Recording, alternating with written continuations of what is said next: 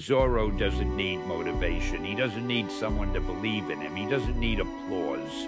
He doesn't need permission. He simply decides what he must become and then accepts the pain required to get there.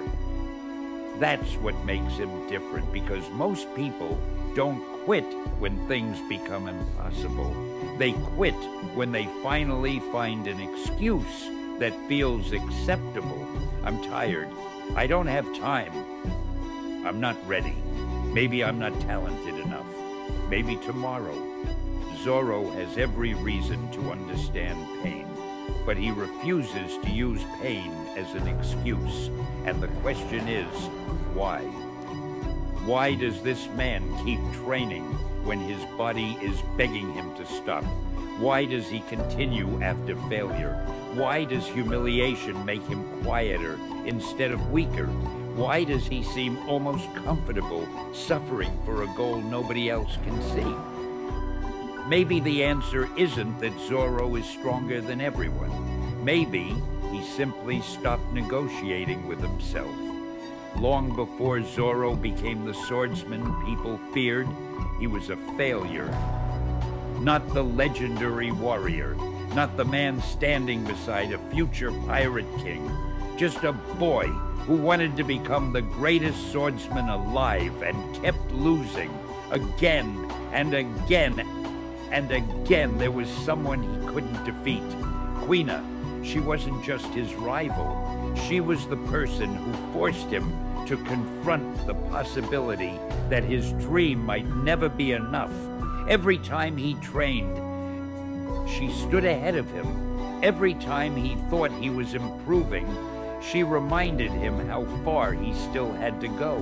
And Zoro hated losing, but something deeper was happening. He was learning a lesson most people spend their entire lives avoiding. Wanting something doesn't make you worthy of it. Dreaming about becoming great doesn't make you great. You have to earn the person who can carry the dream.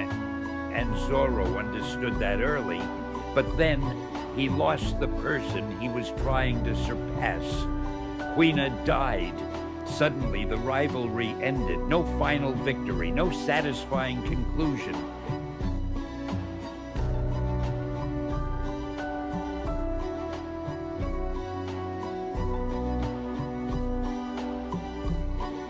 No chance to prove who was better, just absence, silence, a dream that now carried the weight of two people.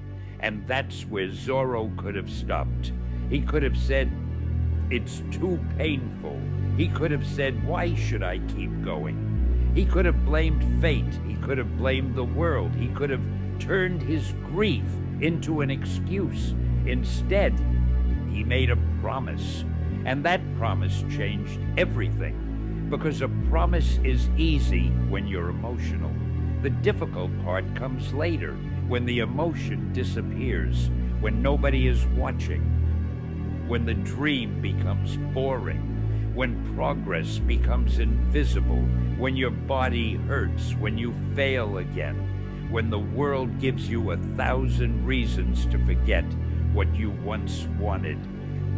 That's when Zoro's philosophy begins. He didn't become disciplined because discipline felt good. He became disciplined because his dream mattered more than his comfort. That's a brutal distinction. Most people ask, how can I stay motivated? Zoro asks something different. What needs to be done? And once he knows, he does it. No debate, no negotiation, no emotional committee inside his head. He doesn't wake up every morning and ask whether he feels like training, because feelings are unreliable. One day you're inspired, the next day you're exhausted. One day you believe in yourself. The next day you're questioning everything. If your actions depend on your emotions, your future will always be controlled by your mood. Zoro's strength comes from something colder: commitment. He decided who he wanted to become. After that, His feelings became secondary. Pain could speak, fear could speak, doubt could scream, but none of them got the final vote. And maybe that's what you need to understand. You don't need to feel ready. You need to decide, because the moment you keep asking yourself whether you feel like doing the work, you've already opened the door to quitting. But Zoro's discipline isn't born from some perfect life. Look closer. His body is constantly pushed beyond its limits. He gets injured, he gets lost, he gets beaten. He faces opponents who are stronger than him, and sometimes he stands in front of an enemy knowing that he might not survive, yet he moves forward. Why? Because Zoro doesn't measure difficulty by how much it hurts. He measures it by whether it stands between him and his goal. That's a completely different mindset. Pain isn't automatically a signal to stop. Sometimes pain is simply the price. And that idea is uncomfortable because modern life teaches us the opposite. The moment something becomes difficult, we assume something is wrong. The workout hurts, stop. The business fails, quit. The exam is hard, give up. Nobody supports you. Change the dream, someone rejects you, lose confidence. But what if difficulty isn't proof that you're on the wrong path? What if it's proof that you're finally walking somewhere that demands a stronger version of you? Zoro understands this instinctively. He doesn't worship suffering. He doesn't suffer for the sake of suffering. He accepts suffering because the person he wants to become requires it. And that difference matters, because there is another side to Zoro that people often miss. His confidence isn't arrogance. It's responsibility. He knows exactly what he has promised to himself, to his captain, to the memory of Quina. And because of that, he can't afford to become careless with his potential. That's why failure hits him differently. When Zoro loses, he doesn't immediately search for someone to blame. He looks inward. What was missing? Strength, technique, speed, experience, awareness, whatever the answer is, he works on it. This is one of the most dangerous psychological habits a person can develop. Taking responsibility, not because everything is your fault. It isn't. Life can be unfair. People can betray you. Circumstances can destroy opportunities. You can do everything right and still lose. But responsibility gives you something blame never can: control. If everything is someone else's fault, then your future is in someone else's hands. But if you ask, what can I do now? Suddenly you have power again. Zoro doesn't control every battle. He doesn't control his opponents. He doesn't control the world, but he controls whether he becomes stronger. And that's enough. Maybe you're waiting for the same thing. A perfect moment, the right motivation, someone to push you, someone to believe in you, a sudden burst of confidence.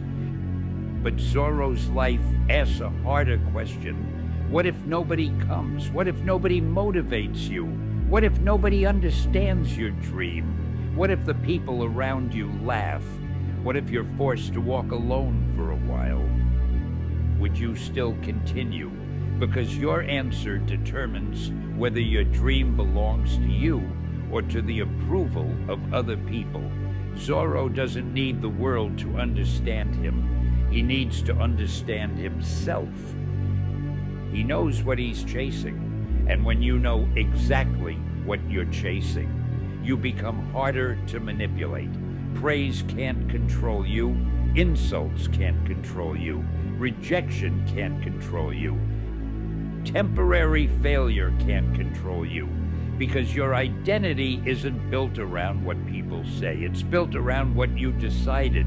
And then comes the darkest part. Zoro's greatest enemy isn't always the person standing across from him.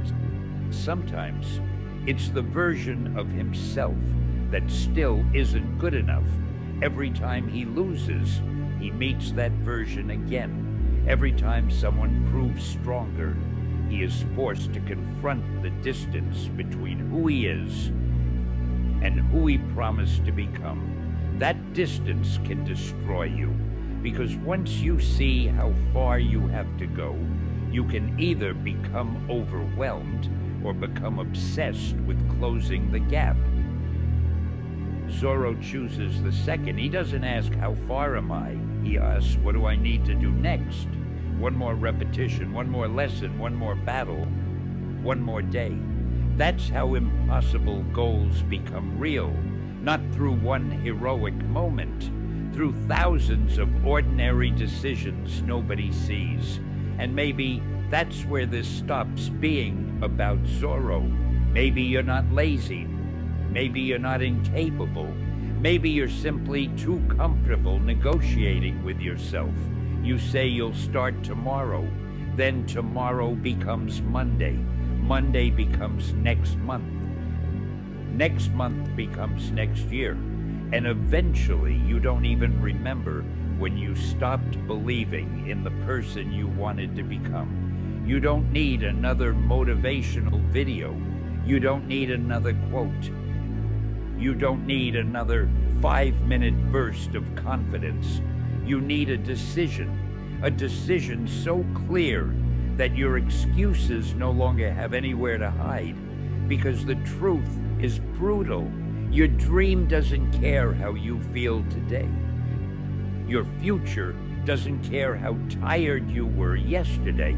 The person you want to become is waiting on the other side of everything you're currently avoiding. And Zoro understands something most people learn far too late.